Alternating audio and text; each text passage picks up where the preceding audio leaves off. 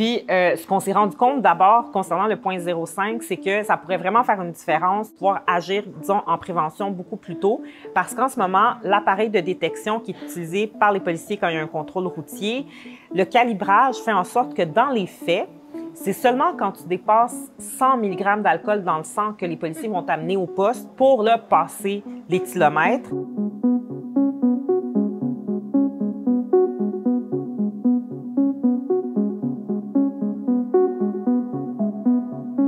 Amélie Pineda, Stéphanie Lallet, bonjour. Allô?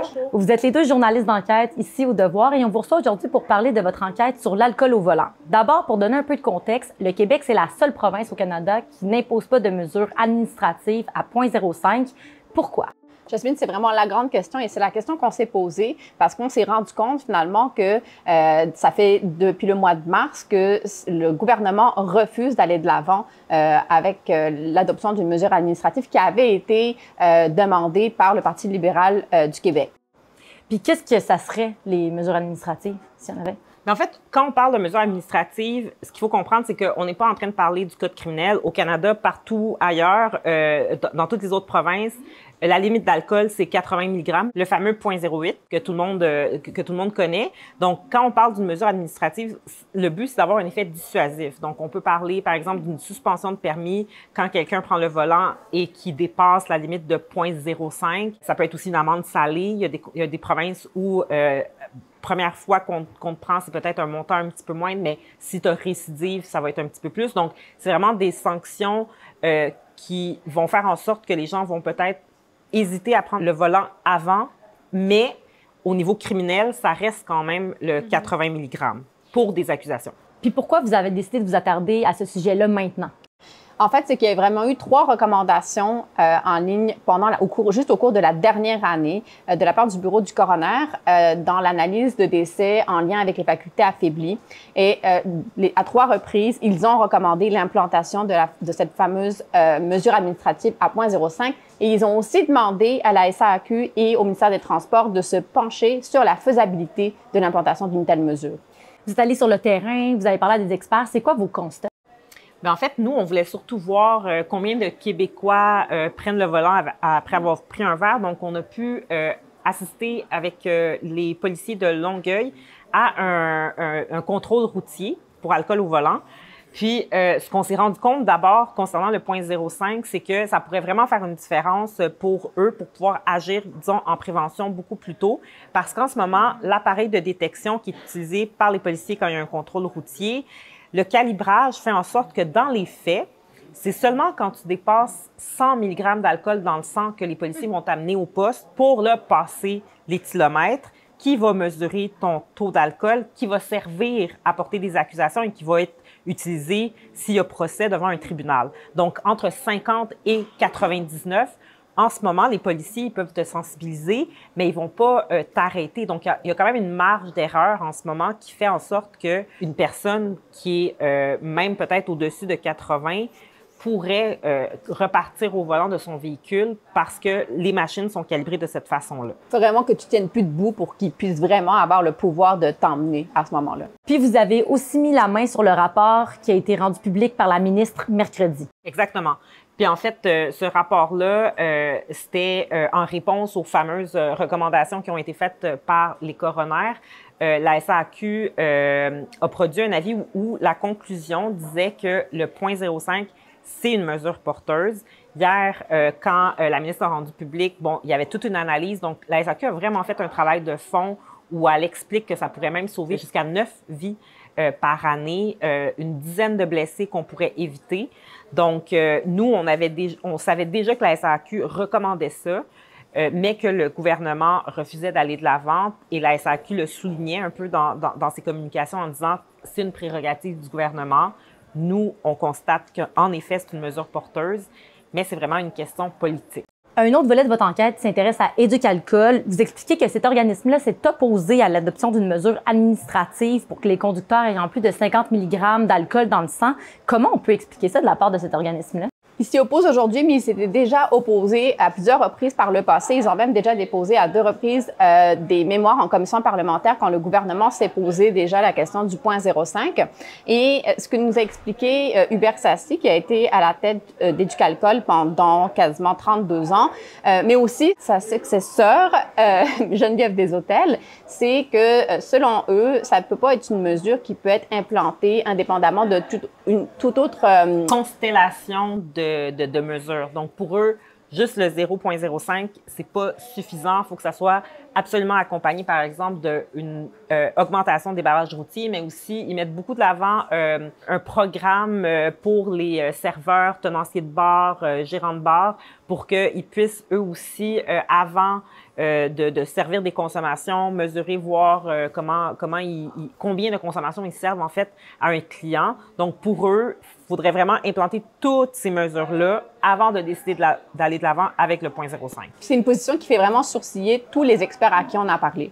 On connaît le slogan d'Éducalcool, modération à bien meilleur goût, mais concrètement, qu'est-ce qui fait cet organisme-là? Ben, en fait, c'est un peu aussi ce que notre enquête nous a permis de creuser, c'est que de fil en aiguille, on s'est rendu compte que la position d'Éducalcool ne collait pas au milieu de la sécurité et de la santé publique. Et donc, ce qu'on se rend compte, c'est que, Éducalcool, quand ils ont été fondés en 1989, ça découle de la volonté de la Société des alcools du Québec, la SAQ, de mettre un organisme qui puisse faire la promotion de la consommation responsable. Donc, leur mission, depuis toujours, a toujours été de promouvoir une consommation modérée. Et donc, c'est pour ça que leur slogan, la modération bien meilleur goût, est connu et colle beaucoup dans le vocabulaire des Québécois. Mais pour certains, ils se disent, en fait, pour certains des experts qu'on a consultés, ils disent, est-ce que le fait que Éducalcool dépendent du financement de la SAQ parce que, en fait, leur financement, c'est en fonction du volume de vente de bouteilles d'alcool. Donc, est-ce que le fait d'être financé par la SAQ peut jouer un rôle dans les positions qu'Éducalcool a? Et c'est une question qu'on a posée et à Hubert Sassi et à Geneviève Desautels.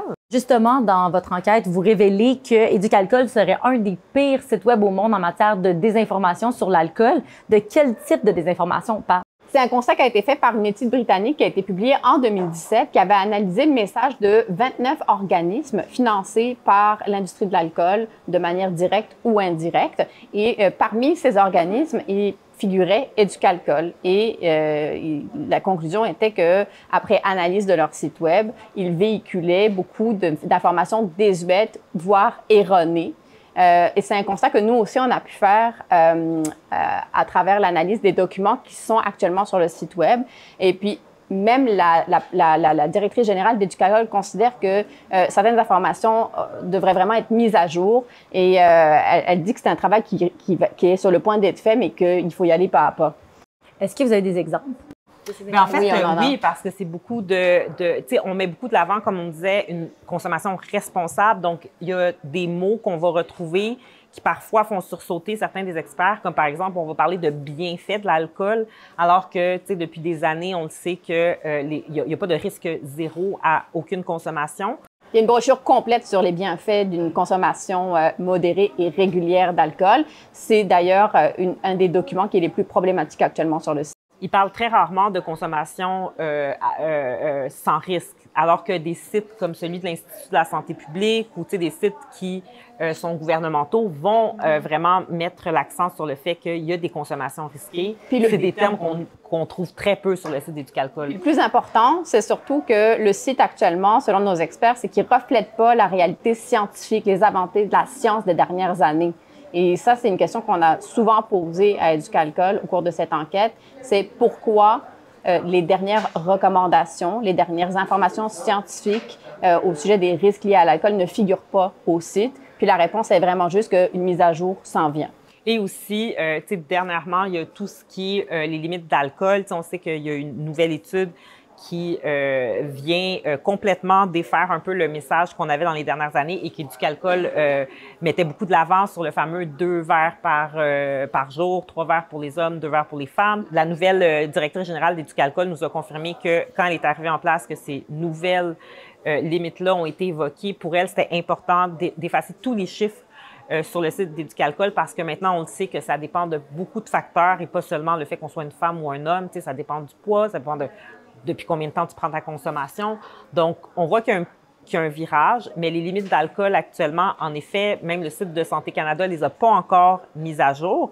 Mais ce qu'on comprend, c'est que ça pourrait éventuellement être mis à jour sur le site de Santé Canada et donc ça changerait complètement ce message-là qui a été véhiculé pendant les presque 30 dernières années. Puis cette mise à jour qui n'a pas été faite, c'est pas parce que c'est pas une manière de désavouer le travail qui a été fait par les chercheurs qui ont été mandatés et financés par Santé Canada pour faire ces nouvelles recommandations. C'est juste qu'ils essaient de trouver, ils ont mis une enveloppe supplémentaire de 2 millions pour essayer de trouver la meilleure façon de véhiculer les nouvelles recommandations.